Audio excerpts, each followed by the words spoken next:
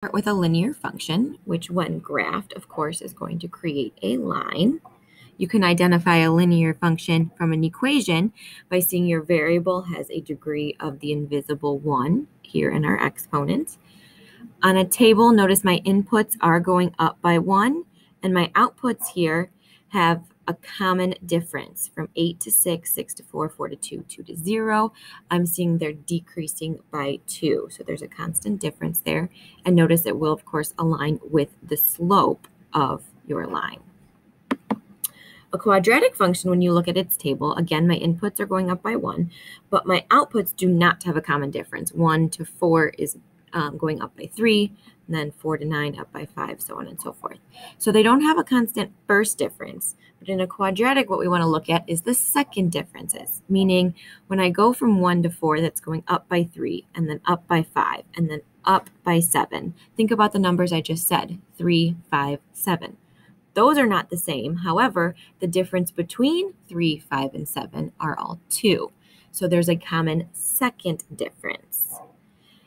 You'll notice a quadratic in an equation by seeing your variable is being squared, having a degree of 2. And a quadratic, when graphed, will form this U shape we call a parabola. So again, in your table, you have a common second difference for a quadratic. In a cubic, you might have guessed it, your table will have a common third difference. The equation, you'll note a cubic by having your variable being, well, cubed, having a degree of 3. And here's an example. We've got our parent function graphed here. An absolute value, when from your equation, you'll see, well, absolute value signs. In a table, you'll notice he almost looks linear, down by 3, down by 3, oh, up by 3, up by 3. But because we did change direction, we went down and then up, you'll notice he's not linear. So your absolute values are going to create this V shape. Here's that going down by the constant value of 3, and then all of a sudden we take a sharp turn and go up by a constant value of 3. So absolute values will have a V-shaped graph. An exponential graph, you'll notice here, you can see it start to grow really, really quickly, growing exponentially. If this number that had a variable of x was actually a fraction, so if I changed him to a 1/2, you'll see he starts to decrease very, very quickly. Also notice this is getting really, really close to a y value of 0, but never actually reaching it. So you'll notice in your table, you can see that too. These values here are getting closer and closer to 0, but will not actually reach 0.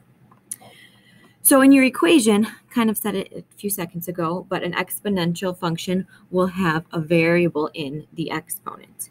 And on the table, you'll notice this pattern. Again, here's my inputs going up by 1, but my outputs have this multiplication pattern. So from 1/8 to 1/4 to 1/2 to 1 to 2, you can see everything is being multiplied by 2 in this case. So that constant multiplication pattern will help you denote your exponential function. And then finally, we have a radical function. From the table, you can kind of notice the pattern. We have these square roots of these negatives are coming out undefined. Square root of 0 is 0, 1 is 1, so on and so forth. In an equation, a radical function will have the variable underneath the radical symbol. And then on our graph here, you can see important characteristics of radicals as well. For example, here it stops at 0, 0, because of course we cannot take the square root of a negative number and get anything in the real number system.